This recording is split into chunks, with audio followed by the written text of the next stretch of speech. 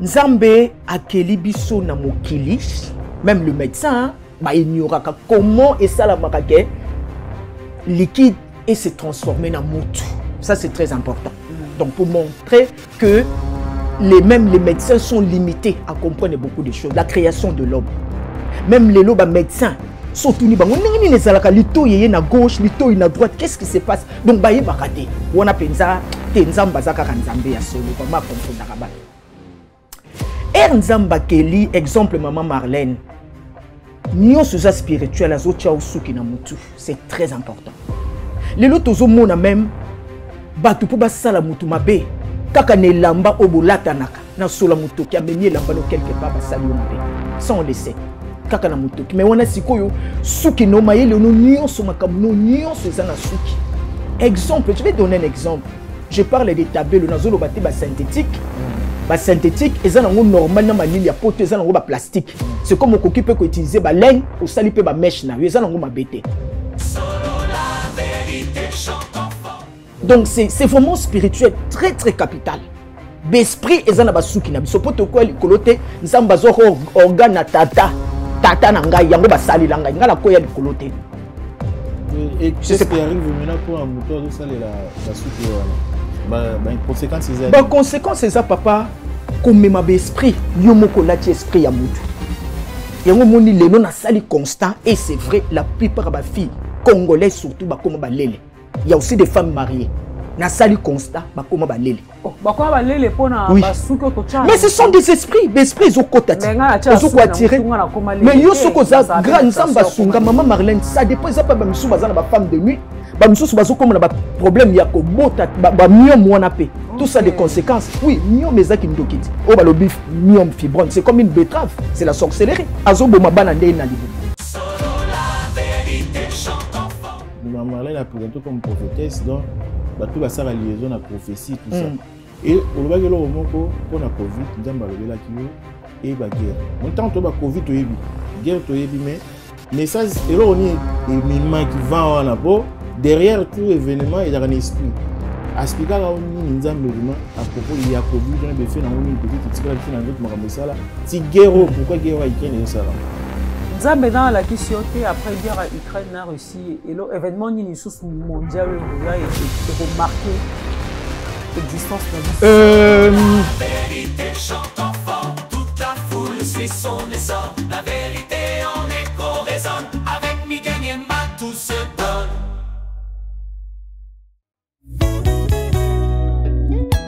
Jofa Cargo Fret Express, le meilleur transitaire de Chine. Pour vos achats en Chine, en ce qui concerne les mobiliers, autres effets, accessoires des maisons, depuis votre lieu de résidence, confiez-vous aux spécialistes, les professionnels. L'acheminement de vos achats sera effectué directement de la Chine, lieu de fabrication, jusqu'au lieu ou ville de destination partout en Europe ou ailleurs. Notre crédibilité et notoriété méritent votre confiance. Commandez en ligne sur chaîne Amazon.com, Zara, Cdiscount, Alibaba.com, Zalando, eBay et faites-vous livrer chez vous. Contact plus 243 99 99 177 87. En partenariat avec eShop RDC, nous livrons votre commande en République démocratique du Congo. C'est génial, n'est-ce pas? Depuis la Chine, au plus 86 137 98 052 106.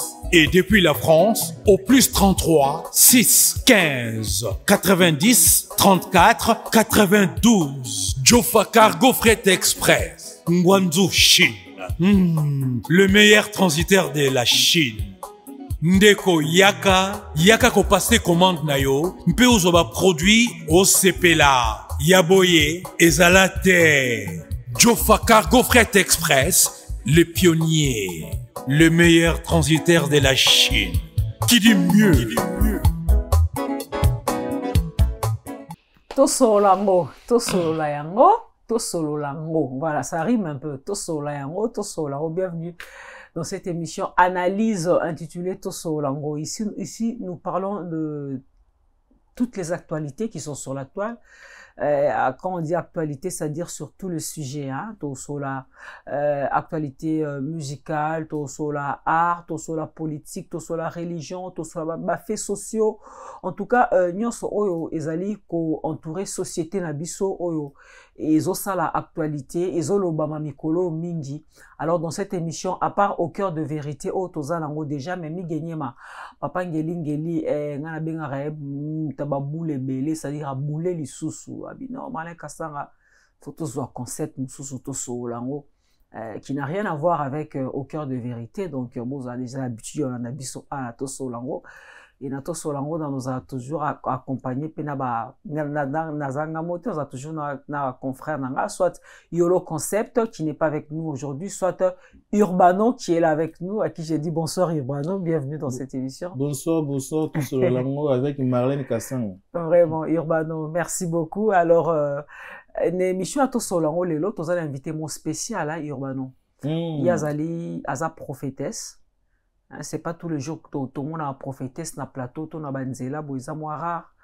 Maman Linda, prophétesse, maman Linda, oh, tu disais vraiment tu es un bel parce que Aza moi sujet belé au Italie surtout mingi biso basi. Alinga qui a partagé à on a battu sur une émission. Oh franchement partout au Hollande biso na bi que bozana na Canada, bozana États-Unis, bozana Kinshasa, bozana belé botala biso, bozana Afrique du Sud. Bozana Chine, bozana Japon, bozana Europe mobimba, partout bozana Zambie, Sénégal, Mali, Côte d'Ivoire, Gabon, Volta, l'Arabiso. En tout cas, émission est très intéressante pour vous. Ne zappez surtout pas vos fans d'awana, vos consommer na ba publicité, na émission tina souka. Parce que Erolobama awalelo, en tout cas, ils sont très instructifs pour la bilan sur Borota Labiso. Notre invité, maman prophétesse Linda. Bonjour maman, bienvenue. Bonjour maman Marlène, merci. Bonne santé, vous avez bien ça. Molimo Santo Azosunga, toujours yende makambo, le Saint-Esprit. Ah, Molimo Santo Azosunga, toujours yende makambo. Notre présenté au Awa, vous allez prophétesse. D'abord, la première question qui me brûle les lèvres, c'est celle de savoir, c'est oui prophétesse, voilà, prophète, prophétesse. Et là que ça a vraiment une. Déjà, mot prophète. Tout le monde a déjà tassé qui total dans la Bible, tout le monde a baza bateau bazala en permanence avec l'Esprit de Dieu. Ouais. Donc, ce que les Cambouizo y a, ou exemple, on appelle ça exemple, maman Marlène, a salé l'eau comme bien été automatiquement le Saint-Esprit par rapport à ta grâce aussi, parce que des fois, penzamba koki ko zappé moutou, mais tant qu'on a la grâce à Nzambo mona, à Ilobino, Linda, kende ko kebisa Marlène, peut-être l'eau moko bien, l'eau moka mabe, lingi ko ya ou bien amonie na esprit moko mabe. Yango moni ba prophète mission na bango ezalaka, ainsi dit l'Éternel. Donc yango moni tout le temps biso ba prophète ozaka tout le temps na vie, il y a sanctification concentrée ozaka mingi na ba distraction te. Je parle de vrais prophètes. Bo kara voix nzambe, voix ngoza ndeni, nzambe ngoza voix mukie, voix munene, bo kara voix nzambe. Nzambe lobeli yo, voix nzambe. Dieu me parle à travers des visions. Donc koza na vandi bo nzamba fongoli misu nanga na zomona. Aokolobelanga pe pendant la zola pongi. Tant mazo lobela yo na de nazo tuna Urbano parce que bazo insister. Nzamba lobela rabango. Ngala ngane baka boka voix nzambe. Po ngala no ka voix nzambe. Non, nzamba utilisaka ba proche na biso. Net nga utilisaka mingi ba na ngai. De wana zo kazo benga ngala kombo na ngai msuna ko kanisa mwana ngai o ya mwasu bia mobali ya msusu po olobi obi. Oui, je suis là. Mais nzamba zolobelanga donc yango esalaka ke na zonga emsu na pongi po azana message à repesa nga menga na surtout que je crois peut-être moi na zobenga nga en face zoka ne mwana te. Voilà, utilisaka nzamba lobela ko na langue ni. Mama, kaka na France lango na mesana nango na utilisaka mingi ezaka français. Ah boso na nzambe ka na français. Maman Marlène, si, langue aïbi ba langue nios. Bon, tu parles la langue. Est-ce que tu le parles lingala là? Ça dépend. Il y a n'engue nzambe. Moli mo nzambe n'enga ce que se manifestait pas mutu. C'est comme ça que ça se passe, oui. Je sais pas, il y a non sur la prophétie. Bon, koloba, on a vu à le d'une manière d'une autre. La façon que ceux qui pensent mourir remonter dans la quai. Tiens, les to kansara, les to a inspiré sur ça à likambo. Au ba penser mais pas votre penser na forme ona que toma makanisi remonter na ça likambo na boulé na ça makanisi yé na moment. À travers des signes, oui, tout à fait ko utiliser ba signe Exemple, na c'est exemple, aux en rendez-vous moko boé, professionnel ou autre. Mais au commis na gare bozo de la train, annulation ou retardé. Déjà ba signe. À travers des signes. À aucun n'oublie pas à travers ba pensée. Tozo mona ndenge kayen. Ba voix ezala ki mi balé ya nzamba bandaki koloba arrête. Mais kuna pe sata na sala nini, apé ça rapé voix naï. Tozara toujours na ba voix mi balé lobela biso. O ya positif ezaka ya nzamba, ya négatif nezaka ya ennemi ya Satan. D'accord. Alors maman prophétesse Linda, okoma prophétesse ndenge nini? Est-ce que ezala ba cours biblique balanda il rapport na okoma prophétesse, ngape na okoma prophétesse, ngape nzamba romolo belanga. En fait, mutako mara prophète ndenge nini? Déjà, Maman Marlène, déjà, je peux expliquer premièrement, Nzamba pour Narabiso déjà depuis le ventre. Il y a Maman Nabiso, même avec ça qui Jérémie, je te connaissais depuis le ventre de ta mère, à l'oba qui pena Gédéon. Donc, Nzambe a interpellé à l'âge de 8 ans. Ok? Parce que jusqu'à présent, papa nanga ni papa nanga, maman nanga balaksanga nzela Nzambe na iba Nzambe nga moko. Au fur et à mesure, je grandissais. Donc, Nazaraki, moi, Namoko, Nakoli, vraiment, j'étais tout le temps à l'église. Nazaraki, école l'église. Nazaraki, école l'église. Donc, pour Nangaï, Nalobara, toujours, Nakoli, une éducation, il y a ba parents, Nangate, Yanzambe, parce que tu vivre, Ngana, ba leki, Nanga, mais, ceux qui te télémina, ba leki, Nango, tout, na, baza, ba leki, parce que tu zana, soko talibi, somo, naka différence. Je sais pas, ba tatouage, ba piercing, mais, tu colis ensemble, tu vends sika moko ensemble, donc, Nzamba benga na âge à 8 ans, donc nazalé ko sali la Nzambe. Après, et comme il y a un certain moment, au penaï ko découvrir que j'avais le don, nazalé ki na ba don, et le don à liboso nazalé ki na ngona don et à guérison, on a qui ko apprendre dans ngona âge à 17 ans. Au fur et à mesure, Nzamba komi ko pe sanga ba révélation, ba message mususu pour mamanka musupe koma ki ko fongama. Nde Nzamba ya ki ko yebisanga que lève-toi et tu commences à me servir. OK? Tu commences à me servir en tant que prophétesse. En tant que servante de Dieu. Ouane Zalaki Nabandi ministère en 2012. Ouane Zalaki en 2012. Donc, mais en 2017, déjà, Nayebaki déjà, que Nabandaki déjà qu'on pratiquait, qu'on biki sabatu, déjà, j'avais ce don-là. Don et guérison. Naki quoi prendre que Nazarana don ana.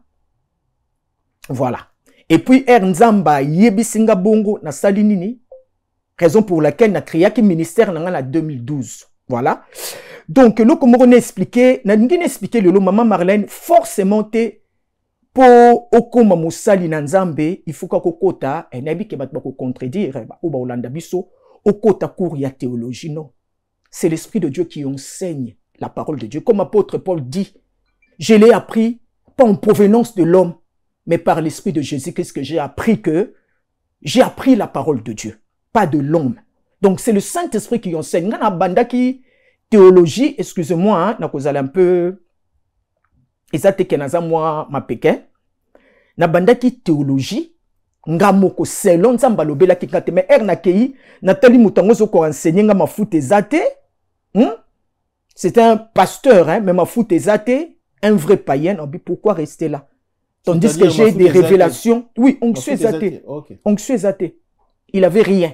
Donc, na vandi, na moni loko kobimate, parce que ba théologie wana, ce sont ezouta et pas ba rabbin, ba toi kabal juif, je ne vois pas du tout, il n'y a pas la révélation du Saint-Esprit à l'intérieur. Donc, je ne peux pas rester là et écouter, voilà, ba enseigner. C'est le Saint-Esprit qui m'enseigne. Voilà. Même quand je prêche, c'est le Saint-Esprit qui me révèle. De la même manière, après ça, on prophétie, n'est pas là que ça, on prêcher, message au bout, c'est comme ça. Moi, je me focalise avec l'Esprit de Dieu. Donc, en 2012, au Bandi, service, oui, ministère. Tout à fait, papa. Déjà, au fonctionner, au créer église. On a créé église, on a kaka, batu ba prendre. Ah ouais, maman. D'accord. Ah ouais, batu ba prendre, na zalaki, na bandaki, na métro Saint-Jacques, la ligne 6, na bandaki musala kuna. Dengezala kaka, voilà, et puis aux sala, dengezala kaba porte à porte, voilà, des publicités. Na bandi kuna. Et puis il y avait un moment où Dieu m'a révélé concernant Covid des Zoya, yango mon nakangaki. Ba yebi nakangaki, na pesi message à Covid-19, nakangaki ministère, na vandi landaku le temps parce que tu yebi na poto, ezalaki tel moupe, ezalaki makasi. Donc le Saint-Esprit recommandaki nga ke bat bava nandaku parce que église ezaka bâtiment. OK? On peut prier partout parce que Dieu est partout. to sangana na bâtiment peut permettre ndé kaka baloba koni moko be disaka biloko te to sangana ka prière à plusieurs personnes ezaka force pe efficace. Ça peut recommandation quoi. Voilà, oui, eza recommandation papa na boité. To ko za la tana ndako to sangani ensemble. Ezaka kate aller quelque part bâtiment non. Église ndako pe za na façon na yango mo na vandaki. Au fur et à mesure, bon, tous prier comme tout le monde, tous à un moment un peu, voilà, d'angoisse, tout le monde, bah, Covid, comme le quoi, esclave. Et puis, au fur et à mesure, na Covid, paye, que les kanzamba sali, paye, après, c'est un message, il y a guerre, il y a Ukraine, on a prophétisé qui, pour ça, la nini, Covid, wane leka. Ozo comprend, bah, hein, bah, tout, on a ba changer boule, bah, tika ko traumatiser, biso, Covid, salaboué, il y a un moni guerre à Ukraine, nzamba permetta qui, et il y a autre, zo mon ici, na Ukraine, les qui c'est un plan nzamba pour bannir Covid-19. Voilà. Donc, R Covid-19, et si, après, na comme kokende Kinshasa, la 2020, na juste ça, la Bibi Play, na sali séminaire à mounene, oh, bah, vidéo, bah, tout, bah, mbayebi, et zali, na sala vidéo, séminaire à mounene, na Bibi Play. Et puis wana nazo le kapé na banda ote ya pe na honorable Zakara pesa kinga chani na ndote na lingala facile na ndote ya bemission nge banda ko ba maté na nge banda ko le kakuna et puis na ebipe na le kaka pe na RTNC. Donc c'est comme ça que j'évoluais à pour faire à mesure nzambe a ebisinga non, tu dois recommencer rechercher hein, une salle et recommencer physiquement na Paris. Et on moi n'a trouvé salo nani na Saint-Denis et pour l'instant j'évolue là-bas. Voilà. Je suis là, ça fait moins d'un an. Ok, donc Église à Saint-Denis, tu adresses à la fin de cette émission. Maman prophétesse Linda, dans ma prédication, on a un message moko ozongela rayango trop. Ça reflète même ton identité. Nengozabu et tozo monayo. Olati kitamba na moto. Soy natale longinayo. Tu n'es pas maquillé comme moi. Ola c'est le qualité ité, ola ti chaînette té, ola ti bague té. To ba non na mutu. Maman, comme toza na poto, yo ozo tambolo nzere mutake matanga na ba kitamba na mutu boye. Suki na bité, biso to koma na biso kabelo nde koma la page, moi kabelo moi ninde na chebo kabelo na mikuse boye salinga genre voilà. Ba cheveux naturel hein, oza pena ba suki abatu hein. Ayo pana yo. Déjà, premièrement, on explique que Batu, mutakoya likolo azate. Ok? Donc. Nalia na ba mbisi, na ba restaurant belé, na ye na Mambo Galaxy, na kuti poisson. Tala mbisi, mbisi pe ya mwana te, haza minere te, haza mukolo. Ndoboko liango familial, botondi. Mbisi basangisa na crevette kaka ya mbisi basangisa na makemba basangisa na poivron basangisa na céleri basangisa na pomme de terre basangisa na munganza. Donc mbisi azu vitamine bazali susu na ngulu bazali susu makayabu brochette oto bengi kamundele mayebo ndo biloko nyonso mboka pa Galaxy Mambo tozolia. C'est Mambo Galaxy. Azo sala pana bana mboka.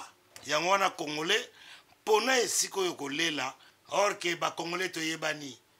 Osali 6 mois bo bundi na propriétaire. Tie musapena lisu. Mais Galaxy Mambo 8 ans. Quel restaurant? Et ça musicate. Au numéro 137, rue André Carman, à Aubervilliers, composez vite les 07 53 28 89 07. Galaxy Mambo, c'est du waouh. Nzambe akeli biso na mokili, même le médecin, bah ignoraka comment et ça la makake liquide et se transformer en mutu. Ça, c'est très important. Donc, pour montrer que les médecins sont limités à comprendre beaucoup de choses. La création de l'homme. Même les médecins, surtout, les na gauche, les na droite, qu'est-ce qui se passe? Donc, baye bakate. On a pensa, tenzamba zaka kanzambe ya solo, vraiment confondre rabat. Nzamba Keli, exemple, maman Marlène. Nyo suza spirituel, azocha usuki na mutu. C'est très important. Les lotozo mona même, batu po basala mutu mabe kaka ne lamba obolata naka na sola mutu ki amemi lamba no quelque part basali yo mabe ça on le sait. kaka na motoki mais wana sikoyo suki no mayele no nyonso makambo no nyonso eza na suki. Exemple, je vais donner un exemple. Je parle de tabelo nazolo bate ba synthétique. Ba synthétique eza nango normal na malili ya poto eza nango ba plastique. C'est comme on peut utiliser ba laine au sali pe ba mèche na eza nango mabete. Voilà. Donc synthétique na naturel ou eza auparavant parce que tabelo bandi kala mingite. Je ne sais pas si vous êtes d'accord avec moi bandi kala mingite. Tabelo eza suki ya bato. Suki ya bato. Donc tozomona même ba vidéo, tozomona même des missions. Tozomona na Inde, tozomona ba moment ba sacrifice, ya ba nzambe na bango, toyebi bien. Donc bazalaka bazuke ne kopesa ba sacrifice, bazokata basuki, tozomona même mutu soka kufi bazuka. Pona bango eza très capital ko utiliser basuki ko teka basuki ko pesa ba sacrifice, bango lobela bango rien parce que ba yebi ke bazopesa nzambe na bango. Bozuko imaginer. Cela veut dire que même si ba tie na ba machine, ba tie ba appareil pour désinfecter, pour faire nini, c'est spirituel. Ça changera rien. C'est pas comme un vêtement, exemple, maman Marlène est tachée, ou bien quoi qui je sais pas, na toilette, ou que tu as produit qu'on désinfecte, ou bien nettoyer la maison et qu'on s'est désinfecté, parce que ça n'a rien à voir de spirituel. Mais sous qui a moutou, maman, ou éviter, azala ki nani, eza loko la ba combo, hein, na zo betaka moi c'était mouké, eza loko la combo exemple, ngai wana lobelango ta prochainement, eza loko ngai, bazo ba pesanga combo ya koko moko boy, koko wana sura azala ne ndumba. Nga baboti nga biso bobi ba africain to zaka so baboti ba pesi kombo exemple kipaka babaki si kombo ya tata mwasi bobo emso zaka ne voler ba kombo ilandaka exemple ezabo donc faut qu'on faire attention donc ba suki wana erozozwa na molimo muto ata ba nettoyer ngone c'est spirituel to zomo na force a suki pe ya salo ya samso ezala ki na suki donc c'est vraiment spirituel très très capital l'esprit ezana ba suki na biso poto ko likolote nsamba zo organe tata na ngai yango basali la ngai ngala ko ya likolote. Et qu'est-ce qui arrive maintenant pour un mouton de saler la basuki wana ba conséquences c'est ba conséquences c'est ça papa comme ma esprit yo moko lati esprit ya mutu yango moni lelo na sali constant et c'est vrai la plupart ba filles congolaises surtout ba comme ba lele il y a aussi des femmes mariées na sali constant ba comme ba lele. Oh, ba kwa ba lele pona basuki otocha. Mais ce sont des esprits, ils ont kotati. Ils ont attiré. Mais yo soko za grand zamba sunga maman Marlène, ça dépend ça pas ba misu bazana ba femme de nuit, ba misu bazo comme na ba problème ya ko bota ba myome wana pe. Tout ça des conséquences. Oui, myome ezaki ndokiti. O ba lobi myome fibrone, c'est comme une betterave, c'est la sorcellerie. Azo boma bana ndé na libumu. Bomi tout na raté. Donc, pour nous, mari de nuit, ce côté là. Oui, mari de nuit, oui, tout à fait, tout à fait. Ce sont des esprits, maman. Et bon, on se base sur un exemple, pas lesbienne, mon pas pédé, mon yo, tiens, moutou. Donc, l'esprit, on est côté katina yo. Donc, mon peuple périmètre. Oui, ça porte d'entrée, oui, papa. Oui, tout à fait, tout à fait. Et ça, c'est une porte d'entrée. En tant que maman prophétesse, pour ça, Nzambe, est-ce que vous avez un témoignage aux oies en église concernant ba kabelo oyo oza ko telemela parce que j'ai le signal que telemela ba kabelo il n'aura même pas franchement maman nga penza sans te mentir la plupart à bateau na zana non ba pesa témoignage c'est parce que ezana mutu musu pa zo ka ne soni mais na insistera toujours mutu musu pa koko sepelati na message na zo pesa popo na ni ya message na batabelo mais moi ma mission est que natika peuple nzamba se garité. Donc je fais mon travail. Je suis pas là pour na plaire na bateau. Pour na lo baraka ndenge za la kaka o lati kitoko ou okozwa mbongo te. Moi je prêche d'abord la sanctification. C'est ça. O liningo lingate sa net apôtre Paul alobaki je ne suis pas là pour plaire aux hommes. J'étais là pour plaire aux hommes mais le loba obenganga apôtre de l'Éternel. Donc moi je vis selon le Saint-Esprit. C'est que le Saint-Esprit me dit de dire, je relate. C'est comme ça que moi je vis. Bateau ba yebi na betaka. Mais voilà. Maman prophétesse Urbano. Obito maman zo me mabiso abike no voilà ba suki ya batu o biso lo to mo chana mi tu ba benga kabelo cheveux kabelo ngalo ba kabelo na portugais hein kabelo cheveux brésilienne yango na brésilienne tout à fait obike ndenge to cha ba suki ya batu eza mabe parce que milimo batu wana ekota biso tout à fait soupe baza ba kufa déjà to cha ba suki batu ba kufa et tout bongo lelo batu o ba cha bango ba rein au moins la mutazo bela azana manque ya ba rein mutu mora kufi asali accident de circulation a kufi sur place ba rein a ezo respirer na nu bazu ba rein wana ba ki ko pesa ngo na mutu azana hôpital Azan a besoin de rein. Donc, ils appellent ma baie. Maman Marlène, Dieu fait grâce. Maman Marlène, Dieu fait grâce à celui qu'il veut. On est un kamoko très particulier. On est photo yeba. Et ça, que moutaza entre la vie et la mort. Bazui yango par rapport à sauver vie à moutou. C'est par rapport à la grâce de Dieu. Mais autres conscient que Eza ya yote. Eza sou qui na yote. Eza différent. Papa na ebité sou ko zo mona mbé. Eza différent baka. Il y a opération pour faire ça rare. Autres ça na lola tête tout ça na mokilia.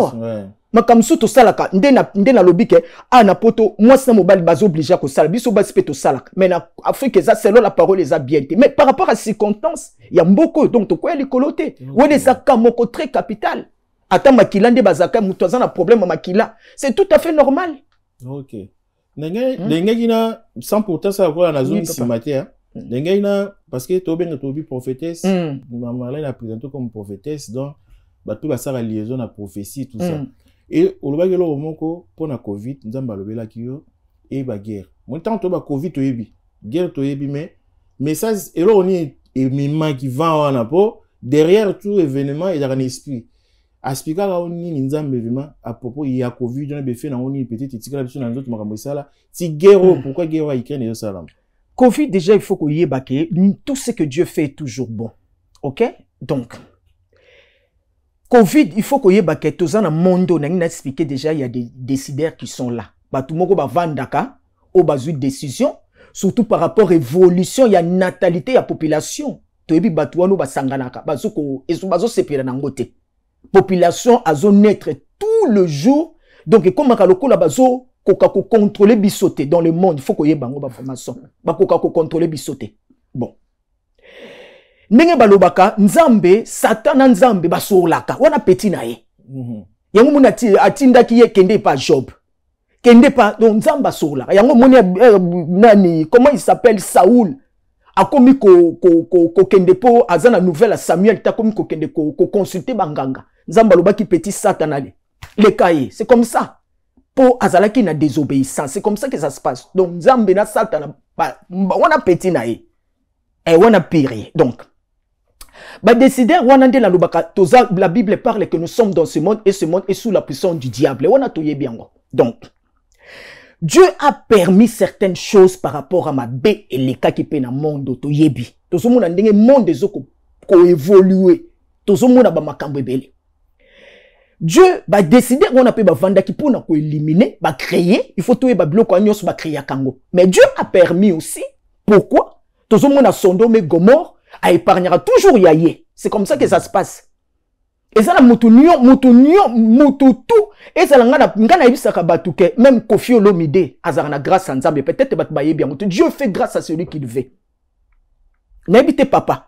Et ça te pose aussi ma Bible au leki batunio son nom. Ça n'a rien à voir. Ça c'est l'apparence. Et ça la batunsu Nzamba pona depuis azuko etili ata atiki bango baza égaré. Mais un jour, batouana barosa témoignage que bongo li sabato belé, c'est très important. Donc, yango moni nzamba permettre batouana basala virus wana à le bout pour ponani bazo koko contrôler te ba bebu bazo botama basi donc bazo bango balinga ba contrôler biso bat mingi ba yebi pla ya ba mindeo ba sangala ba décider wana. C'est comme ça que ça s'est passé puis Dieu a permis les lots. Et ça soulagement parce que les boîte de nuit, ils ont fréquenté, pas comme auparavant, mais banganda. Comment discipliner, je vous dis, maman Marlène, les lots, tozomona. Pour moi, ils ont une expérience, il y a bien pour Batuming se ressaisir, bazo tambola ma beso, tadi Batuming les lots, babongo limité ma pour na Covid-19. Et après, ça se suit guerre, il y a Ukraine. Oui, après, ben, stress, on était tous stressés. C'est tout à fait normal. Pour faire la télé, on va tout combien va salir dépression. Va salir dépression, mais surtout, bateau va vivre seul. Donc, pour essayer que Batouana, Babosa na pe makambouana, yango tomoni lelo, Nzamba salike, guerre et ya na Ukraine, na Russie. C'est juste pour tous allons un peu soulager na mutu babo sanana nous pardon tous ça qui sont comme la maïté maman Marlène tous ça comme la maïté franchement il y a un moni le problème ils ont se poser to moni R4 to moni kama kamwane salami ba R moko guerre ya Ukraine na Russie et salami mais c'est pas forcément de na yebisaka batu pas forcément Poutine ba Macron yo se baza mêlé parce que kozala moment mo bako lâcher moi na wana. Donc c'est comme ça que ça se passe. Son batu ba yebani mais bango ba illimité. Ba batu bazana ba dégâts mineno biso to ebite neti Macron grand sataniste. Ko le Kabolan ba Sarkozy. Nzambe dans la question après guerre à Ukraine na Russie et l'événement ni sous mondial roya et remarqué existence na biso.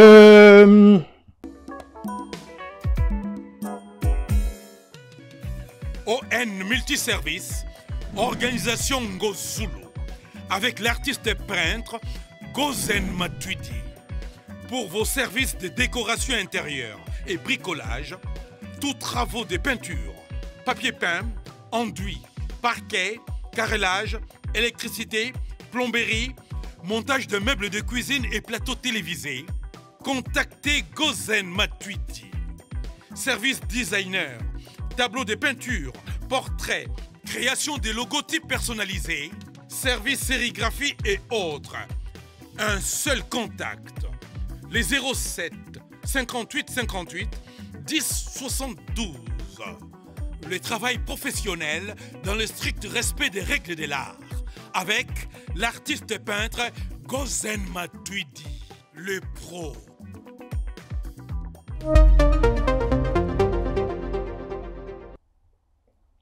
Nga, bon, on a pesa qui message par rapport événement par rapport à bon à part Ukraine na Russie na mona ki pe ba guerre mususu pe e bandaki ko sala na ba pays mususu tozomona ba Syrie na ba Israël na ndenge pe bazo continuer ko bunda po bazalaki ko bunda na ba na nini ba Hamas si je me trompe pas ba Liban siko komi voilà a comme côté sabatunios. Donc pour moi je vois aussi il y a la contamination dedans. Donc et puis et kozala lisusu na pesa ki message, je pense que si je me trompe pas je crois il y a mois de parce que ce que moni Armand Nzambe pour attaque Covid Nzamba lakisa abimisa ki pe armée na ye. Armée na ye ozalaka ayako na pona ko secouer amen ba juste bato bazana ngolo Nzambe. Je sais pas si vous comprenez. Oya yebi azane loko Nzambe Nzamba secouer ka lisusu. Donc tokoza pe na moment moko lisu ya maladie. Je crois la pesa ki message il y a 2 semaines ils na Facebook na ngafe natala. Donc kozana kamoko pa maladie lisusu ko ya. Mais Nzambe na mawana ye ako secouer boma pe batu oui na pesa ki y a oui tout à fait. Et en Afrique ton apoto en général hein, mais ils à l'Afrique ils à la poto nous tous nous sommes pareils au voyage donc ça revient au même moment Marlène on n'est pas limité Covid est bomi en Afrique mais ça là qui quand même mais ça là qui kuna pour bande pour utiliser bambulu kutu bama oui tout à fait surtout ça parce que kuna ba pas respiratoire ils a raté mais on a mboka Nzambe maman Marlène on a mboka Nzambe il tozongela un peu sur ta physique nezobela mwana mwasi olobeli ba suki ba kabelo ba cheveux brésiliens otochaka ezali abatu misusu ba kufa eza bata milimo mabenza ba sepela ratende tochaka ya photo za ba cheveux na biso naturel soit ko ba mèche o ezali plastique, plastique hein? Donc, naturel normal auto-utilisé donc utilisé auparavant donc pour nayo bakabelo eza basuki ya batu pour nayo vraiment ils allaient défendu coach oui eza bien te maman pour fille tala déjà quand Dieu crée quelqu'un parce que bakabelo wana eza basuki ya batu bakata batu tondi yango batekeli biso tout à fait mais na mone longi nayo ngwenga na ti ba bag na paquet manzaka na ti chaînette na ba boucle d'oreille na tipe moi lunette pour na sa genre mais yo pendant no mono ça dit ozana eloroté ni bilora mato wa pe susu netso na lati eza ya batu te ezaka mundela salimba la mona izine na kena sombi oza ya muté yo siko na moni ozana elokoté na longi maman Marlène ngana zaki championne mais cela ne veut pas dire que je priais pas, je priais déjà parce que ngana colline église na colline église nini na 3e étage na ozomona na gare à Saint-Denis basalo ezana j'étais na 3e étage pasteur nanga masam ngana za mwana na colline na voilà mais spiritualité ezalaki non ndenge komisiko ote voilà c'est comme ça que ça voilà donc nazalaki champion nga manzaka na bandaki kotia wana kutu wana ba chinois ba bandi no manzaka na château d'hôtel bisunga na bande déjà on ndo château nazalaki na ba bonga bande tia naturel ba tabelo ezalaki na muté na ndeko lata ba bijoux ba maquillage ba rouge à lèvres ba nini. Mais il y a un moment, Moli Mwanzamba komi kolobelanga, komi kolakisanga réalité à l'explication. Déjà, moi si oyo azana mobali, la femme qui se respecte, n'engeni na koki ko tia ba faux cils déjà. molimo séduction papa remarquate ce mois ça tie sil ninga zo afola yo remarquate o mona ngote molimo ki pito mona ngote ah nga bebe la plus bon akana nga la te na lobi te okuta na mutu exemple moni mama Marlène o mona ka bazaka misumiki so mo bala zo folé o ezaka boit ozo ba siko ba sil wana pe pareil ozo mona misuko maka mikie donc ozo donc molimo ki pité ozo folé mobali ya bato eza normal te n'habitez papa so eso remarquant. Mais une femme mariée, une servante de Dieu, vous imaginez? Ah oui. C'est quoi exemple yo kanisa msu nazo sepela no nazo draguer yo? Yo po comme ko betanga misubi olandinga. C'est pas normal. Donc ça mingi lié na séduction. Oui, séduction. Mais on a raté misunde comme ramike mon ngo remarquate. Bijou pesa lié na séduction parce que na monyo pour la bijou te. Bijou c'est par rapport Dieu m'a parlé. Je vois encore dans Jérémie 4, c'est très important donc bijou, c'est plutôt que Dieu m'a, le Saint-Esprit m'a parlé, m'a montré beaucoup de réalités par rapport à bijou, image à bijou. Vous comprenez? Donc, ce qu'on a la même na Exode, comme on a même temps Moïse a kendaki kozwa ba dit commandement, ozo mona kenani arwa tikalaki na peuple Israël, na peuple communauté Israël, ba salaki ba bijou taillé des choses comme ça, tout ça c'était interdit. Même Zamba, qui Moïse, peuple tiki bango bazo sala buzo ba donc descend Moïse kuta kitaki ki na colère a panza ki même table azala ki nango. Salomon donc tout ça ta bijou hein. Maman. Salomon eza lokola Samson lelo bazo ko interdit mobali comme la Bible nous parle mobali atika sukite. Mais Salomon azala ki ne lokwana oya bota makina, ezala ki lokola manteau. Je ne sais pas si vous comprenez. Et ça, la grâce, nous avons la grâce dans notre ligne. Ça, le lot Kofi, bazolo, baza, satan, nazanini. Mais Kofi, ça, le lot qu'on zame pour un jour au bongo la motema. Je ne sais pas si vous comprenez. Donc, nenge nzamba sale laka batu, on ne peut pas, yango balo baba penser ensemble, c'est une folie. To comprendre penser na nzambe ezakako et correspondant à les voix de Dieu sont impénétrables. La plupart na côté la Bible baba bijou or bijou nini voilà appartient à Dieu. Tout à fait appartient comme l'argent et l'or. Voilà. Mais pourquoi toi utilises la ngote? Ngawana eza ndenge nzamba lobelinga papa. Ah oui mais ça c'est mon particulier. Voilà particulier ndenga lobela kinga ndepa la kisinga iba makamna mona ki pe na ba vision na zo mona ba image moko ba hôtel biloko moko ezoko utiliser ba bijoux ba image moko zo mona ba daïs na ba manzaka na des choses vraiment un peu diaboliques bizarres. Voilà. C'est quoi mon tout ça dans maquillage pour na moni ko za maquillete. Papa yebisanga siko siko maman Marlène a Tchebo na lobi siko Tchebo siko après apporter maman Marlène na Tchebo epona ma propre non je sais maman Marlène qui n'a pas posé pas oui na bon dans kananga na rozala na ko d'accord pour to bi ne ba ba relo noso to comme sango te et comme doctrine te tout à fait mais ngana kananga na jamais na ko bisa moi si tu es belle soit bien maquillée jamais na mon lango azali déjà est superficielle donc j'aime pas une femme trop maquillé. Faut à la moi. Donc on a mon moi si soit sans maquillage, na mon a kuku. Donc plus c'est très simple, plus ça bien mais tout à fait. Les barré au Sahara na moi loko au bimi si on a tu vois même ba journaliste même il y a ba chaîne il y a biso là au monde moi maquillage moro ils ont réussi à beauté mais ils ont mettre quoi maquiller mais sauf que ils ont pour dans mon maquillage c'est maquillé mais vraiment et qui ma réalité c'est parce que et l'on changer l'ongi femme le dimanche pour qui t'a mis c'est le mususu aye c'est le mususu ils appellent bah tu vois bah ça on le voit ta et l'ongi comme à 50 donc c'est qu'on va nous presser ni so on a vu que tu es belle wana ko ça donc moi ça me dit rien en fait peut-être na comme son d'autine pour na bi basiper en même temps mais c'est la makamususu ngo témé na on pose problème qui tout à fait je sais wana le maquillage nini yebisa yo tété tout à fait wana yebi bon manzaka ezaka maman conseil manzaka pesa ezaka en fait ezaka propriété à moi si en fait pour je ne vois pas maman Marlène ato tiango propriété te ndenge papa lobby bon ko ne peut ba sali manicure manzaka no apeso pe idée bien ko tapeso idée bien ba sali manicure manzaka no ko sala kitoko. Ça n'a rien à voir à tabou et si ko memeloni propriété manzaka au cause ça la peut basali au manicure OK au bimi pesi comme maman Marlène ça n'a rien à voir et si quoi yo surtout que na message on doit pas personne na ministère de fonctionner lelo Babilo Koloba, Babijou, Bamanzaka, tout Oloba, ils avaient vraiment un message complémentaire. À la base, qu'est-ce que Oyo prêcheur en église, mission, au même moment, pour que le message n'a rien. Il y avait ça au Pesa Rabat, la prophétie, au Bandé, qui n'aimait, au même ministère, n'est pas dans la direction, Papanga direction déjà premièrement c'est d'abord na lobelaka mingi ko présentera mingi molimo nzambe pour lelo na l'église ezolo bamate tous en attend de l'esprit de Dieu o ba pasteur bazolo belangote donc na betaka c'était mingi sur le Saint-Esprit molimo nzambe parce que Jésus Christ salobi vaut mieux que je m'en aille si je ne m'en vais pas donc tous en attend ya molimo nzambe o to kolobela maintenant molimo nzambe wana c'est très important et puis message nanga liboso nga na église nanga na te ya mbongo te bénédiction kozwa te na te yarango te nga na te yaka mingi peuple atambola na kobanga nzambe nga bato bayebi o na te ya mbongo te na te yarango te non nga vraiment eza kotambola malamu surtout le temps est très difficile donc si je comprends bien basi nyonso bayaka en église na yo maman prophétesse baza na droit otia bakabelo boete comme moi baza na droit otia ya kose maquiller te comme moi baza na droit olata ba bague te batia ba faux ongles te. Maman Marlène, n'azo ko interdire bangote.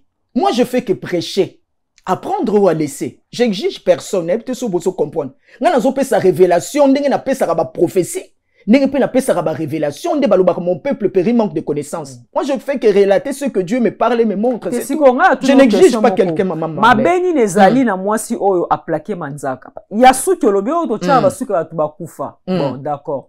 Je te l'accorde. Ce qu'on m'a béni les ans à moi sur Atie Manzaka. Ma béni à Manzaka par rapport à ba hôtel, ba reine, c'est que moi j'ai vu dans la vision, nazomo na bazuba utilisaka ba Manzaka, ba verni na ba Manzaka.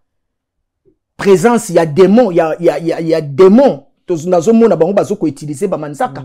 Et on a ça nazomo na. Utiliser on a hôtel c'est-à-dire. Oui, nazomo na hôtel. Na botel on a ozomona na ba vision na mona kana vision ya ba sacrifice voilà ozomona ba daïs baza na ba reine de code de choses comme ça ba utiliser ba oyo donc na zaso na moni mwasi na manzaka na zomona le kola démon voilà donc basa bana ma nzambe ba mingi ba s'attachera trop te na ba makambo non papa te non okay. Et puis dans le papa dans la logique de choses papa et ça peut bien péter na ndenga ki physique boé pour bazoko utiliser ba col et cause ça peut néfaste pour la santé. Je sais pas si vous comprenez. Ba tiaka ba col wana. Et puis bazoko ba pareil ba utiliser ba koki ata ba désinfecter mais bazoko utiliser plusieurs personnes à la fois. Et ça peut pour la bien abisso attaque de spiritualité, il y a rien de spécial. Mais maman Marlène, la beauté à quel prix? En tout cas, maman prophétesse n'a habité. N'interdire bangote. Ngana so pe sa message révélation. Révélation.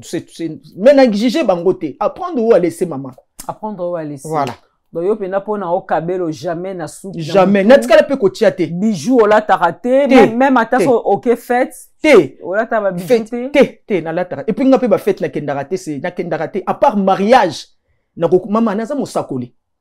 Donc, à part mariage, à part mariage, na sala ka 2 heures ou 3 heures na keyi. Na ou me la raté. Mais na sala ba instruction en Zambé. Té bijou té loko té. Na ko lekso photo mariage à petit frère na propre mona. Na bi sikoyo, supposons que loko wana yaki recommandation parce que ozo insister to oza mosako, oza mosala na Zambé. Peut-être yo moko en particulier, Nzamba linga vraiment au se donner biloko na te faut na forme moko boy.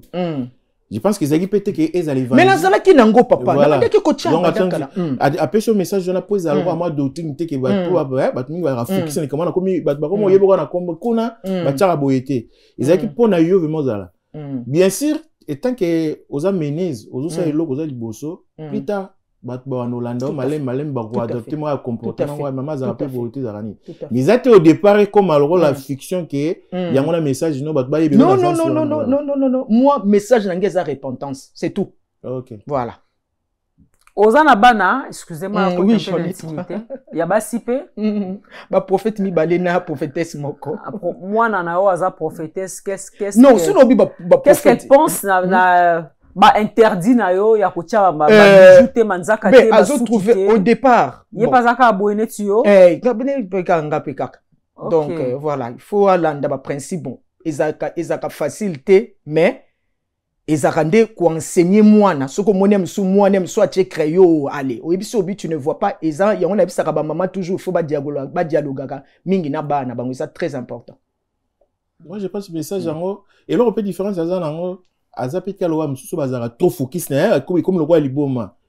Mosai na nzamba wala tani pantalon comme les femmes na l'église Papa Malili a osana pantalon te aola tanaye voilà comme tout le monde. Mais et là moi les sons peut na par rapport eloko loba eloko ngapi na ko loba na bandonde tout le monde a biso tangi libale. Basi batika pe fixation mo c'est-à-dire bazana ngo c'est-à-dire arobimate so ezate.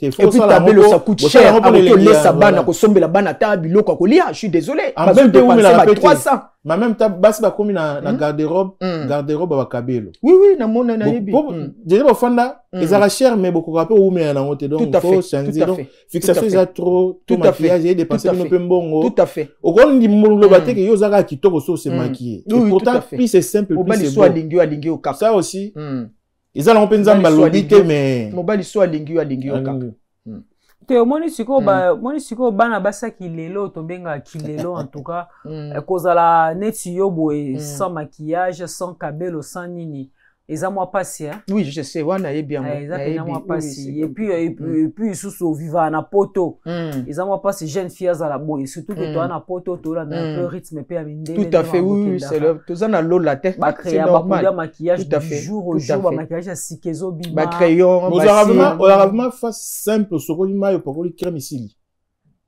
Non, on a quand même moi poudre pour longi ma foute bima et longi bima ma foute hydraté oui pour ma foute tu ma foute donc on là que moi si on s'occuper non les longi oui tout à fait mais quand ça on une manière té au moins on poudre ba Johnson wana ba bébé zali ozu moi lukika moi poudre na weza na ngoche hein pour longi bima ma foute té pour le quoi na tie ma foute na pas coller ne longi puis longi ko et ko bima ma foute net ezo briller.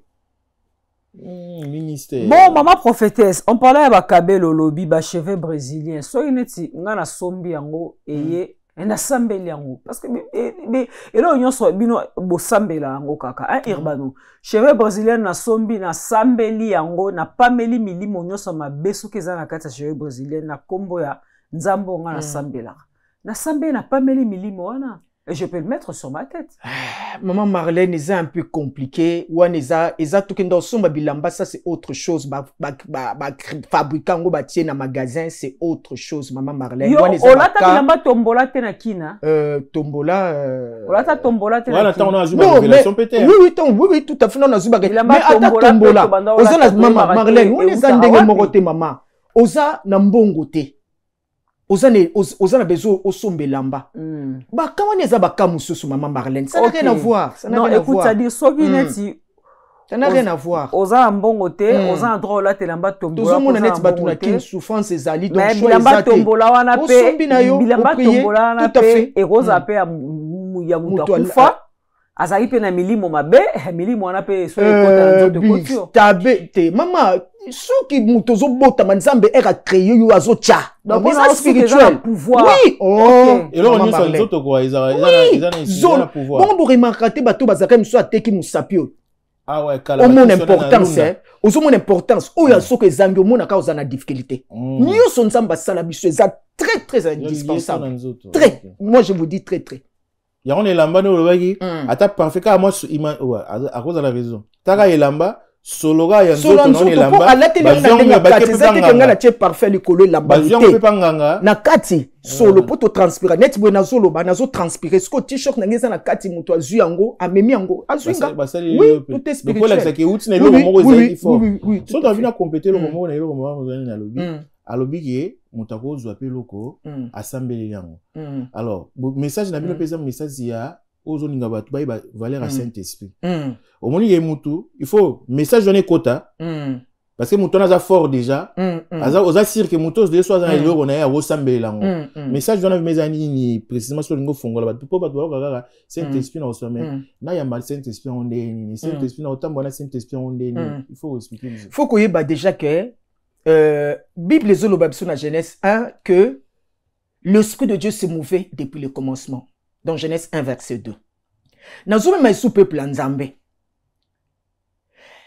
Nzamba Zoloba, créons l'homme dans notre image. Créons c'est le pluriel. Donc, et Koko a 2 personnes, 3 personnes, 4 personnes. Donc, révélation est un message que Dieu travaillait avec son esprit. Dieu nous a créés dans son image. Mais ce que nous avons c'est autre chose. Il y a deux choses différentes. Nous avons Molimo Nzambe yango so pesa biso ba prophétie ba révélation. Je parle des vrais prophètes. Nazo marteler message wana ba o bazana vision vaudou te na bokoko, ba monaka na bokoko bondokia bokoko. Donc Nkozana Molimo Nzambe c'est autre chose. Mais Nzamba keli biso tozana image Nzambe. Donc Molimo Nzambe koki kozala eza par rapport il y a grâce aux unettes Jérémie dépose aki na les ventres. Na pesaka exemple il y a David pour Batuming ba comprendre raté. Samuel était venu confirmer uniquement David. A que wonder David te. Oh ba comprendre un message oté. Je ne sais pas si vous comprenez. Parce que la parole nous dit depuis David azala ki mona muke azo bomba déjà ba lion, azo bunda na bango. Il y avait déjà la force de l'onction. Voilà, tu as bien compris. Depuis le ventre de sa maman. C'est que Jérémie aussi et Gédéon bazala ki nango. Donc Samuel a yaki kapona ko confirmer devant les gens de ce monde, papa na famille baye bake, oyo azayangai. Parce que le don, ça se transmet. Au moins, il y a le don à guérison, boye. Zamba koki kolobalanga lobia imposer la main à Marlène, transférer don et à guérison et qu'on transmettait automatiquement. C'est comme ça que ça se passe. Exactement là la muki batcho maboko komi pasteur wanate. Donc, azaki déjà l'onction de l'oko nzambe. Samuel a yaki kaka po na confirmation. Mais Samuel te muta wenga David a quitté la moto te. Samuel David azaki déjà ne loko na katinai. Donc, Molimo Nzambe koki kozwango déjà depuis oza net nga la banda do a guérison, nazaki nango na botami nango, na bandi ko pratiquer mon âge à 17 ans. Donc, nazalaki déjà ne loko na depuis na les ventres. L'onction a été sur moi. Au fur et à mesure nazo umela. Nazomela na présence Nzambe ba dom sous zo sala nini ezo fungwa ma prophétie ba dom sous ba parole de connaissance ba délivrance, c'est comme ça que ça se passe. Donc ya nani kozala na molimo santo eza de façon que ce qui Nzamba sali grâce muto transfert a tio loboko a tio loboko a le transfert et salami bazora molimo santo du jour au lendemain était impossible. Bon so na ndenge yabaki basi déjà belé ata to pesi message yo balinga ba kabelo. Oui, tout à fait, ça, je sais. Je sais. Normalement, attitude na bango. Pour accepter balingi elo na bango. Si faut pas à la fort wapi. Ma casse na prière, faut pas à nelo ni conseil. Fort na prière anine papa parce que tu sais que elo kozo ça les a bien té. Tu es au courant. C'est comme ngai. Molimo Nzambe exemple azo ebsanga ponga révéler nga exemple lobi linda keba olingo kweya quelque part. Donc à prévenir ngai. Mais ce que nous maman Marlène a prévenir, geton chikot yanga et kozala plus sévère que ya maman Marlène. Je ne sais pas si vous comprenez. Parce que Dieu m'avait de la même manière à prévenir qui caillait. Olobi bana basi baby kelo ba osa les a bien non oui. Pas du tout. Ngai manzaka ngade na chebo na ti ba bag na ngabo non na place za mabete ngapo na ngana ebeza lango bien. Ezaka ba ornement. Ata yo yebite maman. To yo kaka ba témoignage ba bazolo ba so pesa ba témoignage de façon mais lobi hein. Abi pour lobi et amabe pour tout comme ça. Ils a plus problématique to les a loi à péché. Non, plutôt bon Nzamba Nzamba bolingo po masumo to sala so Nzamba lobe banda kubimisa mutaza parfait na lobaraza tata bisonyo so mutaza parfait zate mais to sala ke fort to tambwa na kubanga Nzambe mutakoloba za saint azate akosi donc to sala ke fort ke Nzamba lingi boete tika na éviter surtout biso ba prophète a préveniranga déjà ke ba lobi olingo yiba ke ba lobi olingo sala boy donc oyebi déjà ata feu rouge na za so na griller à prévenir ngambala si ma voiture mo tout ayo na o sali so accident. C'est comme ça que le Saint-Esprit a donc ils a plutôt bien té. Yala on les soumouté mais ça ils les soumouté. Voilà. OK, Maman Linda, tout retenir ni na passage na one émission lelo. Nga vraiment oyaki na maté ya moko nabi ki créé ba polémique ebe na bandeko basi balanze émission oyo. Autant à quand commentaires pourquoi pas, allez-y, donnez-nous vos avis, votre avis à travers les commentaires concernant Maman Linda Otikolo Suki, Bijou, Manzaka, maquillage et tout pour que ça soit avis na bino et ça biso bien midi. Tout retenir na passage na passage n'a déjà peuple Nzamba retenir que Nzamba lingi bango. Déjà la première des choses parce que kolala kolamukeza eza facilité parce que mingi na pongi bazolala omona la mukita bela kité asali kaka koski bota na buta seni ala mukite Donc déjà nazoyebisa bango ke nzambe alingi bango ba continuer na kokangama na nzambe surtout le temps est difficile. Et puis pe nalingi nayebisa pe ba mama bazala pe éveiller surtout na prière, bazala éveiller na prière et puis ba encadrer ba solaka mingi na bana ba pesaka bana mingi conseil et puis kotambusa ko expliquer bana ndenge nini bakoki ko marcher ko sala ça soit na ba ami à l'extérieur ndenge nini bakoki ko tambola selon Nzambe ezape très important. Et puis na ngina bisa peuple Nzambe ba lukape molimo ya Nzambe parce que plus pozo lukaye ndena balobaka kaka Dieu fait grâce à celui qui le fait aime soupe check. Voilà, maman prophétesse. Bah, si j'en sois nous belé, hein. J'espère que vous avez vraiment invité moko très régulière nakati la chaîne Nabiso parce que bah si j'en sois nous eza belé surtout concernant bah maman bah jeune fille peut-être aux canal de bénédiction pour na bango hein, on ne sait jamais. Urbano tout comme na souk entretien. To solo la yango. To solo yango, to solo yango, to solo yango na to solo yango. To solo yango.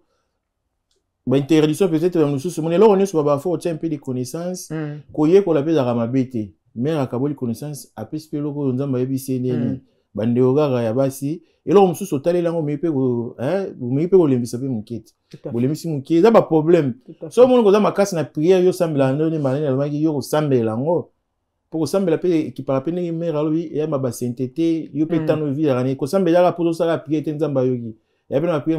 Fervente, oui, et comme tu as bien compris. Donc, au sambela, on peut dire facile, pété. Donc, double, on sous-soupe, toyoki, autobong, ça te bon ici pour.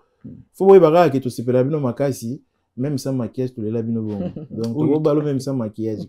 Voilà. Amen, amen. Merci beaucoup, Urbano. Un grand merci à nos grands partenaires qui nous aident, en tout cas, pour la tenue de nos émissions de Surtout Moi, Marlène Kassanga. Un grand merci à mes partenaires. Georges Edgar Bampale, activiste de droits de l'homme depuis l'Allemagne. Merci beaucoup pour ton partenariat. Choisis Matata, le maître de votre maître, le vénérable l'ange céleste. Choisis Matata. Un grand merci à toi, l'honorable, le saint Talama Chine.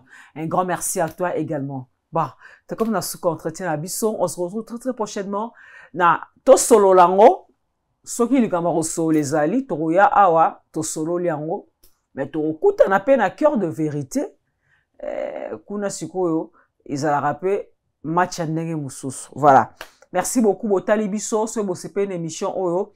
Bolingi bo participer neti maman prophétesse Linda a participé à l'émission Oyo. Notre numéro est affiché sur le bas de l'écran. N'hésitez pas à appeler nous et nous allons voir si vous remplissez les critères. Nous nous ferons l'immense plaisir de vous inviter sur ce plateau Poto Solo Lango. Maman prophétesse Linda Lelo à Solo Lango. Merci Urbano, merci maman prophétesse Linda. Guino School International, merci à toi. Migenye ma papa Ngeli le jeune boss. Migenye ma. Boni ma solo à 114 et la plaque, tout dans la fête à Mounene. Migenye ma papa Ngeli. En tout cas, qui l'eût cru? Les lots sont la vérité, 100 cas d'abonnés. Pour vous qui n'êtes pas encore abonnés, allez-y, abonnez-vous. Quand il y a un abonnez-vous et puis dites amen, abonnez-vous. Prenez le téléphone de votre femme, abonnez-vous. Prenez le téléphone de vos enfants, abonnez-vous. Prenez le téléphone de vos amis, abonnez-vous, abonnez-vous, abonnez-vous. Nous voulons atteindre, voilà, en tout cas, une grande partie, un grand nombre de téléspectateurs pour aussi, histoire de nous motiver. Hein. Et puis encore, merci à tous ceux qui nous encouragent. Merci aussi à ceux qui nous critiquent parce que ça nous pousse aussi à faire mieux pour vous satisfaire. Allez, merci, au revoir et à la prochaine. Ciao. Maison Awatusa, chez Maman Nicole Malonga. Yaka, esa na poto ne yebite. Yaka, tokisina metro. Chateau, Yaka yau. Ok, yau awa. Ah, uzumuna kimbondo. Oh la la. À Paris. J'ai la noyé ba saka mun daza bo asaka so minne lula metro. Papa bu kolo bo ya ta ko ta bu ta musanga. Bisa metan bisa ta ngaba le bani. Tanga.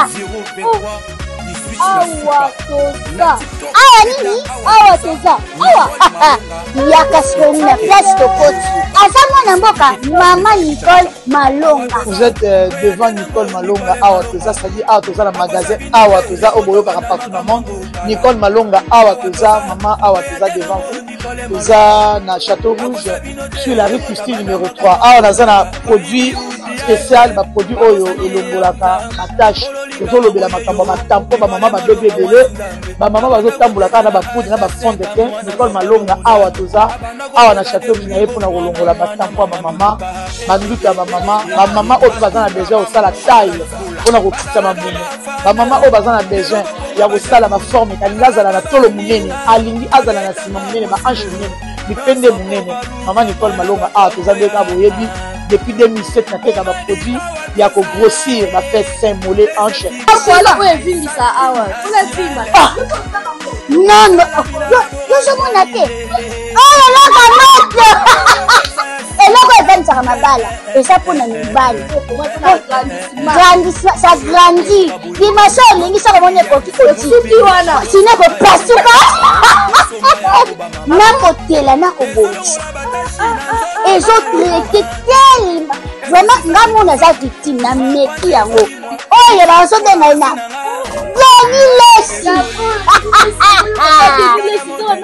Lesi yeyo azobongisa loposo baproduit toteka yango légalement na magasin ezosalama na laboratoire mondele awa na poto tozoteka yango légalement. Je pense que omoni ndenge eza na barayon eza eloko moko ezosalama naturellement, ezali baproduit authentique esalama naturellement sans aucun produit néfaste. Voilà. Nicole Malonga akosa bino te ye moto abanda makambo yango kala awa toza oya te nango Nicole Malonga. La vérité chante enfant, toute la foule suit son essor. La vérité